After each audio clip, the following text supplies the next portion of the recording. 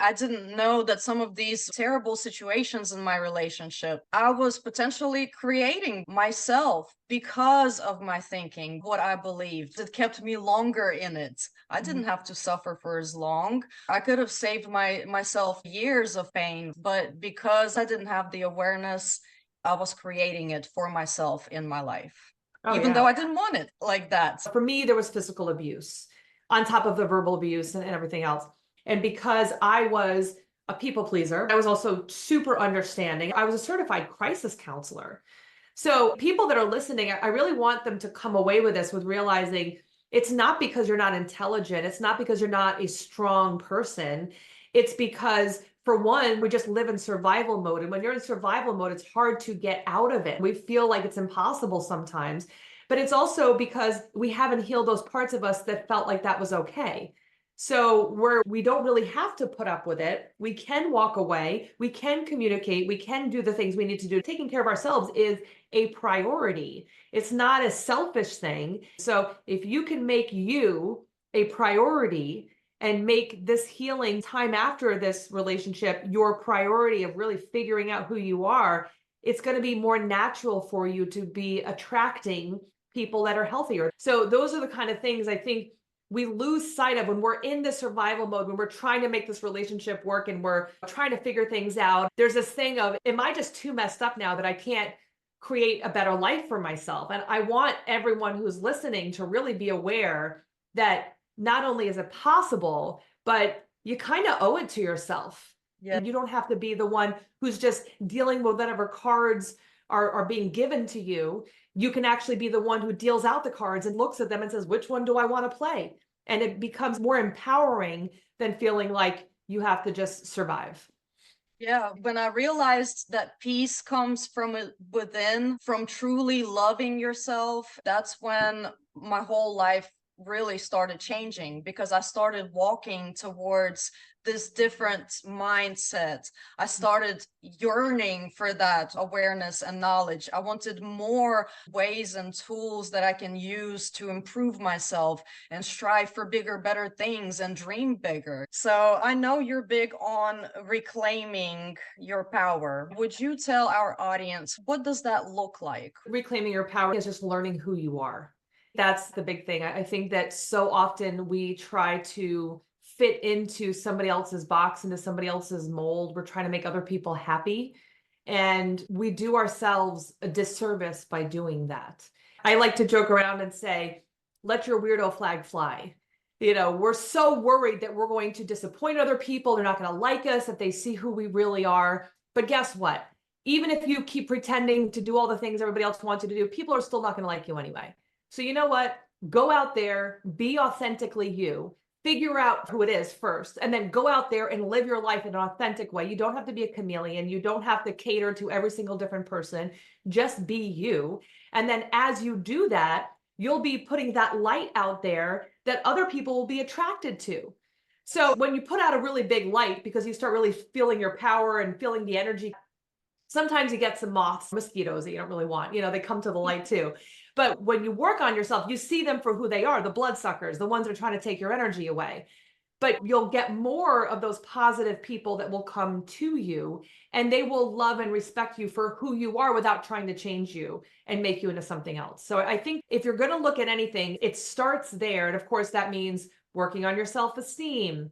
That means learning the things that you love to do. Do you love hiking? Do you love camping? Do you love knitting? Like, what is it that you like to do?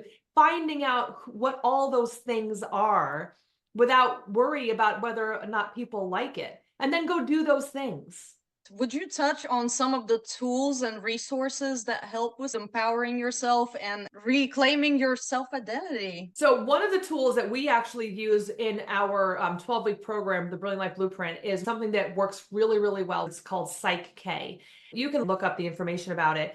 But what it does is it helps with the negative subconscious beliefs that you have. They might be sabotaging you. They might be telling you that you're too old to create change, or it's not possible for you to do something different, or all the good ones are taken, or you're too broken, or whatever those negative subconscious beliefs are. And it changes that belief in just one session. For a lot of people, they'll notice a shift. but it's like taking years of affirmations and putting it in one session. So your default subconscious belief is now, I am worthy. I am deserving of a wonderful partner.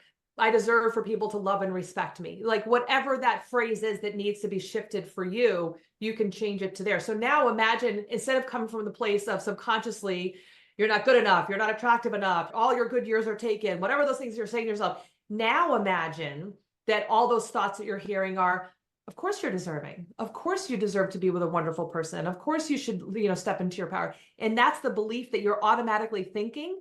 Imagine how much easier it is to navigate everything when you don't have that underlying crap getting in the way of your vision. I love that shortcut. That was a really big tool for me that helped me, is the mind shifting, replacing my old limiting beliefs and adopting new beliefs, meditation, affirmations, replacing the self-talk or paying attention to it. We It call was, that notice the pause. So yeah. you notice the thing that you're thinking, and instead of just automatically going and doing the thing you're thinking about, you catch yourself and you pause and you say, wait, what is this telling me? And then we can make a conscious decision to do something different. So if it's like, you're too broken, you're not going to ever find anybody. But like, well, there's a lot of broken people that find amazing people.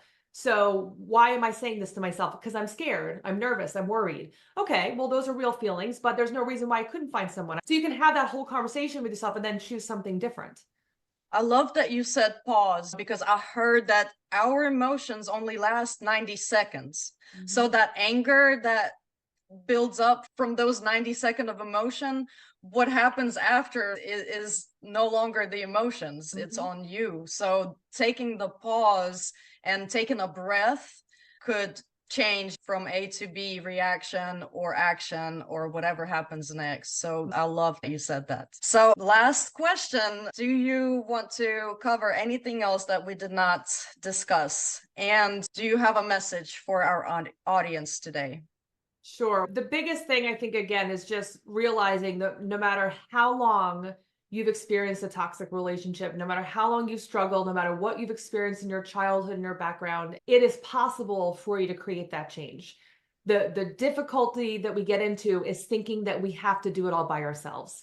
I don't care who you choose to work with. I really don't, because every one of us has a different attraction for people that understand us in a different way. Find that person for you, reach out to them and get the support, because you can't read the label from inside the bottle. So we will not know the mistakes that we are making from our own perspective. It takes somebody else who's on the other side to help us see the mistakes that we're making so that we can course correct in real time and actually start creating something different for ourselves. Amazing. Thank you so much, Stephanie, again, for joining me on Iryna's Avenue and sharing such a powerful message with the audience out there. Thank you. And you too. And everyone, keep listening. And remember, you are way stronger than you realize.